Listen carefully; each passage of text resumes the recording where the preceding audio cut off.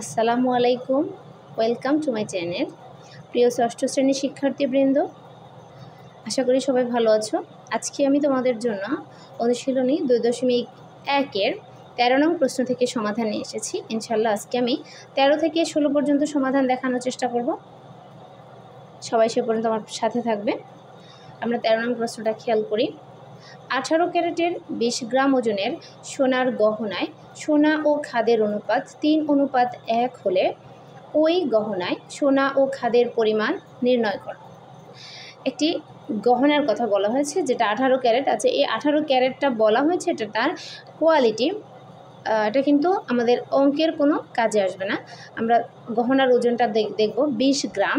এটার মধ্যে কি দুইটা, এখানে 3:1 হচ্ছে সোনা ও খাদের অনুপাত। এখন আমাদেরকে সোনা ও খাদের পরিমাণ নির্ণয় করতে হবে। আমরা খেয়াল করি, দেওয়া আছে গহনার ওজন 20 গ্রাম, সোনা ও খাদের অনুপাত 3:1 অনুপাতে রাশিদ্বয়ের যোগফল নির্ণয় করব। যখন আমাদের মোট সংখ্যাটা উল্লেখ করা থাকবে তখন আমরা অনুপাতের রাশিদ্বয়ের যোগফল বের করে সহজে সমাধানটা করতে পারি। তাহলে অনুপাতের রাশিদ্বয়ের যোগফল 3 + 1 কত? 4। এবার মোট গহনা হচ্ছে 20 গ্রাম, এর মধ্যে সোনার অনুপাত হচ্ছে 3, খাদের অনুপাত হচ্ছে 1। তাহলে এটাকে এখানে মোট যোগফল হচ্ছে কত? 4। তাহলে 4-এর 3 হচ্ছে সোনা আর 4-এর 1 হচ্ছে খাদ। তাহলে গহনায় সোনার পরিমাণ 20-এর 4/3 গ্রাম। তাহলে 4 দিয়ে 20কে ভাগ করলে 4 × 5 = 20, 3 × 5 = 15 গ্রাম। খাদের পরিমাণ হচ্ছে 20-এর 4/1, তাই 4 দিয়ে 20কে ভাগ করলে 4 × 5 = 20, 5 দিয়ে 1কে গুণ করলে 5। তাহলে গহনায় সোনার পরিমাণ 15 গ্রাম এবং খাদের পরিমাণ 5 গ্রাম। এবার 14 নম্বর প্রশ্ন। দুই বন্ধুর বাড়ি হতে স্কুলে আসা যাওয়ার সময়ের অনুপাত 2:3। প্রথম বন্ধুর বাড়ি হতে স্কুলের দূরত্ব 5 কিলোমিটার হলে দ্বিতীয় বন্ধুর বাড়ি হতে স্কুলের দূরত্ব কত? এটা কিন্তু ঠিক 13 নম্বর তার আগের অঙ্কগুলোর মতো, যে আমরা 10 করেছি, 12 করেছি, সেই সমাধানের মতোই। তো আমি 10 নং অঙ্কটা কিন্তু 2টা সমাধান দেখাইছি বিকল্প পদ্ধতি, আর তাই 14 নম্বর আমি একটা পদ্ধতিতে সমাধান দেখাবো। দেওয়া আছে দুই বন্ধুর বাড়ি হতে স্কুলে যাওয়ার সময়ের অনুপাত 2:3। তাহলে প্রথম বন্ধুর বাড়ি হতে স্কুলের দূরত্ব 5 কিলোমিটার। এখন আমি যদি ধরি প্রথম বন্ধুর স্কুলের দূরত্ব হচ্ছে 2 কিলোমিটার, কটা আমরা ধরে নিলাম, যেহেতু 2:, তাই 2-এর সাথে ক ধরলাম। প্রথম বন্ধুর স্কুলের দূরত্ব হচ্ছে 2 কিলোমিটার আর দ্বিতীয় বন্ধুর স্কুলের দূরত্ব হচ্ছে 3 কিলোমিটার। এখন দ্বিতীয় বন্ধুর স্কুলের দূরত্ব হচ্ছে কত? প্রথম বন্ধুর বাড়ি হতে স্কুলের দূরত্ব 5 কিলোমিটার, এটা অলরেডি দেওয়া আছে, তাই আমরা ধরছি এটার অনুপাত হচ্ছে 2 তাহলে 2 = 5 কিলোমিটার। এটা হতে পারে প্রশ্ন মতে 2 = 5। 2 যদি 5 হয় তাহলে আমরা ক এর মান নির্ণয় করব। ক এর মান নির্ণয় করতে গেলে 2 ক এর সাথে গুণ আছে, 2কে আমরা এপাশ থেকে যদি ডান পাশে স্থানান্তর করি এটা হয়ে যাবে ভাগ। তাহলে এটাকে তো 2 দিয়ে 5কে ভাগ যায় না, নিঃশেষে ভাগ করা যায় না, এটার ভাগ হবে না। ক এর মান হচ্ছে 2/5।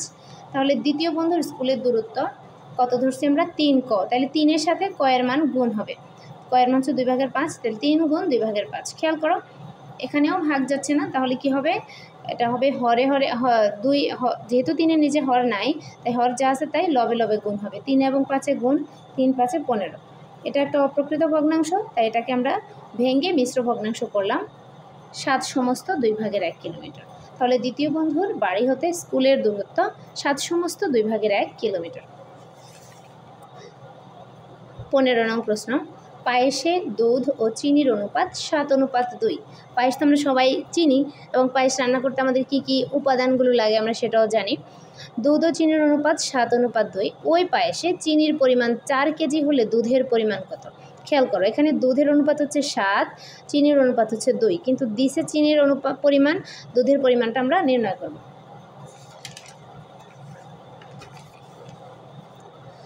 দেওয়া আছে পায়েসে দুধ ও চিনির অনুপাত 7:2, চিনির পরিমাণ 4 কেজি। তাহলে দুধের পরিমাণ হবে কি?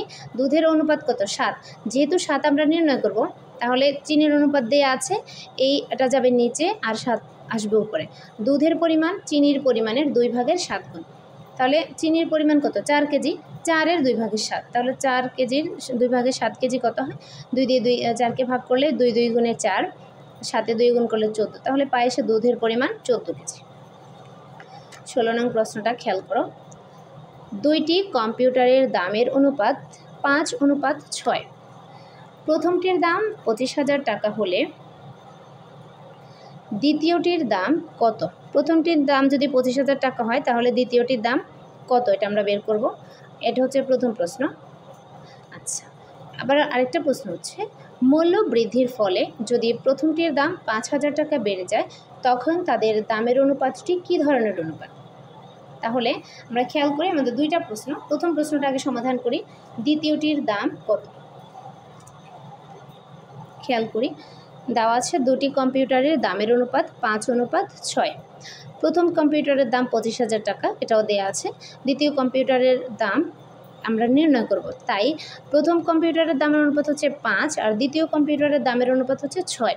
যেহেতু দ্বিতীয় কম্পিউটারের দাম আমরা বের করব, তাই অনুপাতের এখানে 6 যেটা এটা যাবে উপরে আর 5 যাবে নিচে, কারণ 5 মান দেওয়া আছে, 6-এর মান বের করব। দ্বিতীয় কম্পিউটারের দাম প্রথম কম্পিউটারের দামের 5/6 গুণ, এটা 5/6 গুণ। অনুপাতে কিন্তু একটা রাশি আরেকটা রাশির কি গুণের মাধ্যমে প্রকাশ করা হয়, মানে কে কার কত অংশ এটা আমরা বের করি, এটাই এখানে বোঝানো হয়। তাহলে দামের 5/6 গুণ হচ্ছে দ্বিতীয় কম্পিউটার, প্রথম কম্পিউটারের দামের 5/6 গুণ। তাহলে দ্বিতীয় কম্পিউটারের দাম কত হবে? 25,000-এর 5/6 গুণ, তাহলে 25,000-এর 5/6 কত আসে? 5 দিয়ে 25কে ভাগ করলে 5 5 গুণে 25, সাথে 3টা শূন্য, 5 6 30। তাহলে দ্বিতীয় কম্পিউটারের দাম হচ্ছে 30,000 টাকা। এখন আমাদের পরবর্তী প্রশ্ন হচ্ছে, মূল্য বৃদ্ধির ফলে প্রথম কম্পিউটারের দাম 5,000 টাকা বৃদ্ধি পেল, তাহলে মূল্য বৃদ্ধির ফলে প্রথম কম্পিউটারের দাম হয় কত? 30,000 টাকা। তাহলে প্রথম অনুপাতে বা দামের অনুপাতটি কী ধরনের অনুপাত? প্রথম কম্পিউটারের দাম অনুপাত দ্বিতীয় কম্পিউটারের দাম। তাহলে প্রথম কম্পিউটারের দামও 30,000 টাকা, দ্বিতীয় কম্পিউটারের দামও 30,000 টাকা। যেহেতু একই সংখ্যা, আমরা টোটাল সর্বশেষ ভাগ করে কী পাবো? 1 পাবো। তাহলে 1:1, কারণ অনুপাতটি একক অনুপাত। এটাই হচ্ছে আমাদের 16 নং প্রশ্নের সমাধান। প্রিয় শিক্ষার্থীবৃন্দ, আশা করি সবাই বুঝতে পেরেছ। ধন্যবাদ।